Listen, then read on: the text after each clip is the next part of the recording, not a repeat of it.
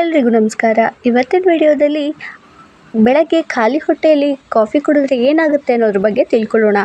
ಅನೇಕ ಜನರ ದಿನ ಬೆಳಗ್ಗೆ 1 ಕಪ್ ಕಾಫಿಯಿಂದಲೇ ಆರಂಭವಾಗುತ್ತೆ. ಆದರೆ ಖಾಲಿ ಹೊಟ್ಟೆಯಲ್ಲಿ ಕಾಫಿ ಕುಡಿಯೋದು ದೇಹದ ಮೇಲೆ ಕೆಲವು ಪರಿಣಾಮಗಳನ್ನು ಉಂಟು ಮಾಡಬಹುದು. ಹಾಗಾದರೆ ಬೆಳಗ್ಗೆ ಏನೂ ತಿನ್ನದೆ ಕಾಫಿ ಕುಡಿದ್ರೆ ಏನಾಗುತ್ತೆ ಅನ್ನೋದನ್ನು ತಿಳಿಯೋಣ.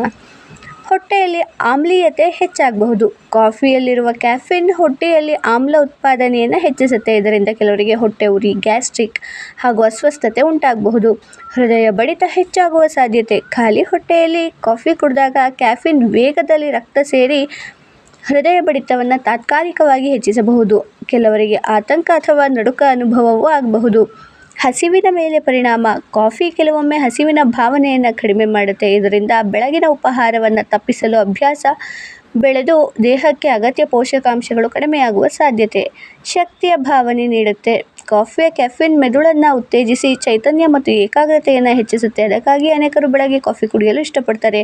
ಎಲ್ರಿಗೂ ಒಂದೇ ರೀತಿಯ ಪರಿಣಾಮವಿಲ್ಲ. ಕೆಲವರಿಗೆ ಖಾಲಿ ಹೊಟ್ಟೆಯಲ್ಲಿ ಕಾಫಿ ಕುಡಿದ್ರೂ ಯಾವುದೇ ರೀತಿ ತೊಂದರೆ ಆಗೋದಿಲ್ಲ. ಆದರೆ ಗ್ಯಾಸ್ಟ್ರಿಕ್, ಅಜೀರ್ಣ ಅಥವಾ ಹೊಟ್ಟೆ ಉರಿಯ ಸಮಸ್ಯೆ ಇರುವವರು ಜಾಗರೂಕರಾಗಿರಬೇಕು.